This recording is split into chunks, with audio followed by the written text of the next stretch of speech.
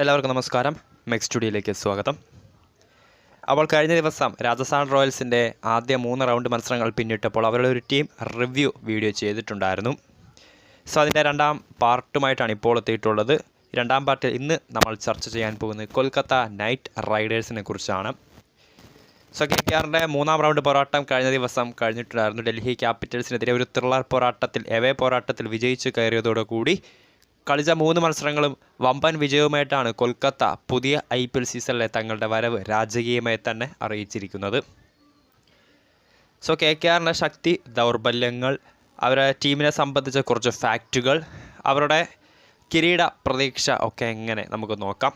വീഡിയോയിലേക്ക് പോകുന്നതിന് മുൻപ് കൂടുതൽ കായിക വാർത്തകളും IPL ലേറ്റസ്റ്റ് അപ്ഡേറ്റ്സും വേഗത്തിൽ അറിയുന്നതിന് വേണ്ടി മെക്സ് സ്റ്റുഡിയോ എന്ന ചാനൽ സബ്സ്ക്രൈബ് ചെയ്യുക. വീഡിയോ ഇഷ്ടപ്പെട്ടാൽ ലൈക്ക് ചെയ്യുക, ഷെയർ ചെയ്യുക.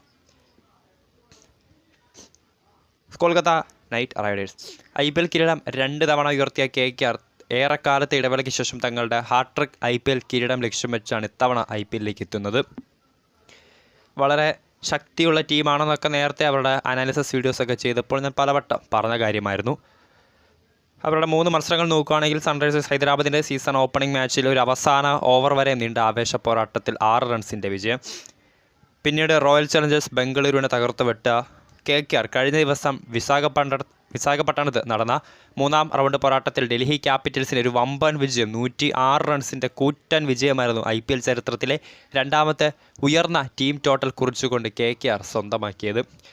നിലവിൽ 3 മത്സരങ്ങളിൽ നിന്ന് 3 വിജയവുമായി വമ്പൻ നെറ്റ് റൺ റേറ്റുമായി പോയിൻ്റ് ടേബിളിൽ 1ാം സ്ഥാനത്താണ് കൊൽക്കത്ത നൈറ്റ് റൈഡേഴ്സ്. അവരുടെ കുറച്ച് ഫാക്റ്റുകളിലേക്ക് നോക്കുകയാണെങ്കിൽ സ്ട്രോങ്ങസ്റ്റ് ടീം തന്നെയാണ്, ഒരു സംശയമില്ല. വളരെ കരുത്തുറ്റ നിര തന്നെയാണ് ബാറ്റിങ്ങിലും ബൗളിങ്ങിലും ഓൾറൗണ്ടേഴ്സിൻ്റെ കാര്യത്തിലായാലും വളരെ കരുത്തുറ്റ ടീം തന്നെയാണ് KKR എന്ന് കിരീടം നേടാൻ എന്തുകൊണ്ടും തങ്ങൾക്ക് ചാൻസ് ഉണ്ടെന്ന് കഴിഞ്ഞ 3 മത്സരങ്ങളിലും KKR വളരെ വ്യക്തമായി തന്നെ കാണിച്ചു തന്നിട്ടുണ്ട്. ആദ്യമായിട്ടാണ് അവർ IPL സീസണിലെ ആദ്യ 3 മത്സരങ്ങളും വിജയിച്ച് കയറുന്ന എന്നൊരു പ്രത്യേകതയും കൂടിയുണ്ട് ഇത്തവണ KKRന്.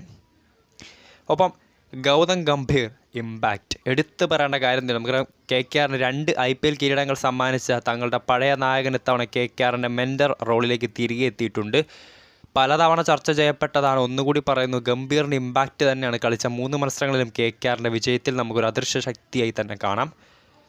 ടീമിനെ ഇറക്കുമ്പോൾ പോലും ടൈം ഔട്ടിൻ്റെ സമയങ്ങളിൽ പോലും അതേ കളിക്കാർക്ക് നൽകുന്ന ഒരു കോൺഫിഡൻസ്, അതുതന്നെയാണ് KKRനെ സംബന്ധിച്ച് കളിച്ച 3 മത്സരങ്ങളിലും മിന്നും വിജയത്തിന് ഒരു പങ്ക് വഹിച്ചിട്ടുള്ളത്.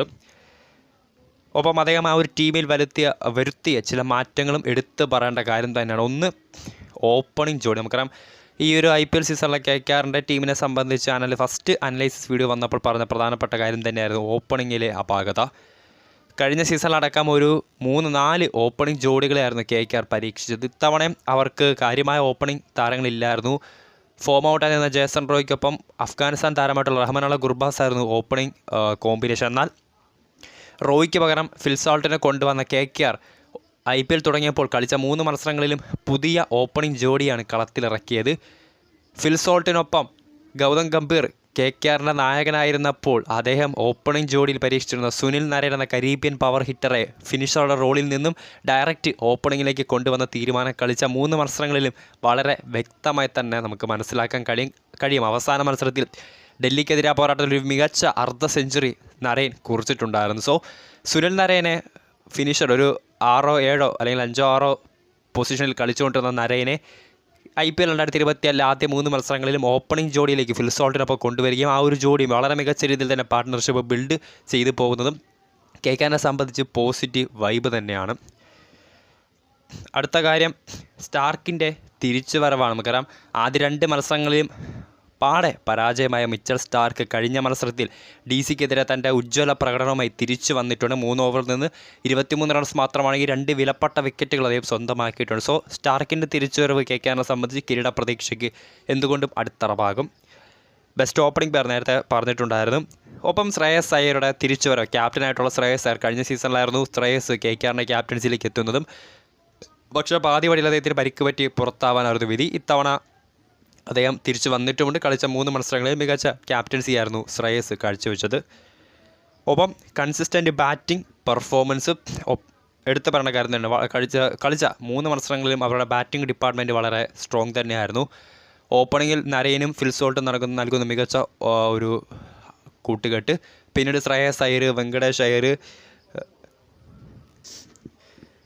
ഒപ്പം അവസാന ഓവറുകളിലൊക്കെ റൺ റേറ്റ് കുത്തനെ കൂട്ടാൻ കെൽപ്പുള്ള റസലും റിങ്കും ഫോമോട് കൂടി തുടരും. KKR ബാറ്റിംഗ് ലൈനപ്പം വളരെ കിടിലം തന്നെയാണ്.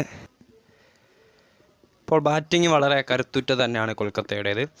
അപ്പം എടുത്തവരുടെ കാര്യം തന്നെയാണ് ഏറെ സ്റ്റാർക്കിനെ കൊണ്ടുവന്നപ്പോൾ വളരെ പ്രധാനമായും ചർച്ച ചെയ്യപ്പെട്ടൊരു കാര്യം തന്നെയായിരുന്നു. മിച്ചൽ സ്റ്റാർക്കിനെ ഒഴിച്ചു നിർത്തുകയാണെങ്കിൽ KKRൻ്റെ നിരയിലുള്ള ഇന്ത്യൻ എക്സ്പീരിയൻസ്ഡ് പേസറുടെ ഭാഗത കളിച്ച 3 മത്സരങ്ങളിലും പുതിയ യുവതാരങ്ങളെ കളിക്കളത്തിലേക്ക് ഇറക്കിയായിരുന്നു ആ ഒരു KKR തങ്ങളുടെ പുതിയ പേസ് ബൗളിംഗ് ലൈനപ്പിനെ പരീക്ഷിച്ചത്. വളരെ മികച്ച വിജയം തന്നെയായിരുന്നു അത്. ആദ്യ 2 മത്സരങ്ങളിൽ മിന്നൽ പ്രകടനം കാഴ്ചവെച്ച Harshit Rana purple cap leader ബോർഡിൽ മുന്നിൽ തന്നെയുണ്ട്. ഒപ്പം കഴിഞ്ഞ മത്സരത്തിൽ DCക്കെതിരെ പോരാട്ടത്തിൽ ഈ സീസണിൽ തൻ്റെ സ്റ്റാർട്ട് ചെയ്ത വൈഭവ് അറോറ മികച്ച സ്പെല്ലായിരുന്നു. 3 ഓവറിൽ താരം 3 വിലപ്പെട്ട വിക്കറ്റുകളും സ്വന്തമാക്കിയിട്ടുണ്ടായിരുന്നു. സോ ഇന്ത്യൻ പേസ് ബോളർമാരുടെ ആ ഒരു മികച്ച ഫോമിലേക്കുള്ള തിരിച്ചുവരവും KKRനെ സംബന്ധിച്ച് കൂടുതൽ ഗുണം ചെയ്യും. ഒപ്പം അവരുടെ ആ ഒരു ബാറ്റിംഗ് ഡിപ്പാർട്ട്മെൻറ്റ് എല്ലാം നേരത്തെ തന്നെ പറഞ്ഞു. ഇനി അല്പം ഒരു ചെറിയ പ്രോബ്ലം എന്ന് പറയുന്നത് ബൗളിങ്ങിൽ അല്പം എക്സ്പെൻസീവ് ഓവറുകളാണ്. എസ്പെഷ്യലി ഡെത്ത് ഓവറുകളിലേക്കൊക്കെ വരുമ്പോൾ അല്പം എക്സ്പെൻസീവായി പോകുന്നു KKRൻ്റെ ബൗളിംഗ് ഡിപ്പാർട്ട്മെൻറ്റ്. അതൊന്ന് മാറ്റി നിർത്തുകയാണെങ്കിൽ കൃത്യസമയങ്ങളിൽ വിക്കറ്റ് വീഴ്ത്തുന്നുണ്ട്, വളരെ മികച്ച പ്രകടനം കാഴ്ചവെക്കുന്നുണ്ട്. പക്ഷേ ഒരു കുറച്ച് എക്സ്പെൻസീവാണ് അല്പം ഡെത്ത് ഓവർ. നമുക്കറിയാം 16 മുതൽ 20 വരെ ഓവർ എന്ന് പറയുന്നത് നിർണായക ഓവറുകളാണ് T20 ഫോർമാറ്റിനെ സംബന്ധിച്ച്. സോ ആ ഒരു ഘട്ടത്തിലേക്ക് വരുമ്പോൾ KKRൻ്റെ ബോളർമാർ ഇപ്പോൾ എസ്പെഷ്യലി സ്റ്റാർക്ക് അടക്കമുള്ള ബോളർമാർ അല്പം എക്സ്പെൻസീവായി പോകുന്നുണ്ട്. പിന്നീട് സ്പിന്നർമാരുടെ ഒരു ഔട്ട് ഓഫ് ഫോമാണ്. നമുക്കറിയാം KKRനെ സംബന്ധിച്ച് സുനിൽ നരൈൻ, വരുൺ ചക്രവർത്തി, സുയാഷ് ശർമ്മ എന്നിവരാണ് അവരുടെ 3 പ്രധാനപ്പെട്ട സ്പിന്നർമാർ. അതിൽ സുനിൽ നരൈനും വരുൺ ചക്രവർത്തിക്കും സ്റ്റാർട്ട് കിട്ടിയിട്ടുണ്ട്. സുയാഷിനെ ഇറക്കിയതായിട്ട് വലിയ ഓർമ്മയില്ല. പക്ഷേ ഈ 2 താരങ്ങളും അല്പം ഇപ്പം കഴിഞ്ഞ മത്സരത്തിലായിരുന്നു വരുൺ ചക്രവർത്തി 1-2 വിക്കറ്റ് വീഴ്ത്തിയത്. അതല്ലാതെ ഈ സീസണിൽ കളിച്ച 3 മത്സരങ്ങളിൽ കാര്യമായ പ്രകടനം KKRൻ്റെ സ്പിൻ ബൗളേഴ്സ് കാഴ്ചവെച്ചിട്ടില്ല. അത് അല്പം പ്രധാനപ്പെട്ട ഡ്രോബാക്ക് തന്നെയാണ്. സോ ഇങ്ങനെയൊക്കെ നോക്കുമ്പോഴും കരുത്തുറ്റ ടീം തന്നെയാണ്. കപ്പടിക്കാൻ മുന്നിൽ തന്നെ ഉണ്ട് കൊൽക്കത്ത. സോ ഹാട്രിക് കിരീടം ലക്ഷ്യം പെട്ടിരുന്ന KKRനെ സംബന്ധിച്ച് ആദ്യ 3 റൗണ്ട് മത്സരങ്ങൾ പിന്നിടുമ്പോൾ പോയിൻ്റ് ടേബിളിൽ തങ്ങളുടെ പൊസിഷൻ പോലെ തന്നെ കിരീട പ്രതീക്ഷയിൽ ഏറെ ബഹുദൂരം മുന്നിൽ തന്നെയാണ് കൊൽക്കത്ത നൈറ്റ് റൈഡേഴ്സ്. വീഡിയോ ഇഷ്ടപ്പെട്ടാൽ ലൈക്ക് ചെയ്യുക, ഷെയർ ചെയ്യുക. കൂടുതൽ വാർത്തകൾക്കായി ചാനൽ സബ്സ്ക്രൈബ് ചെയ്യുക.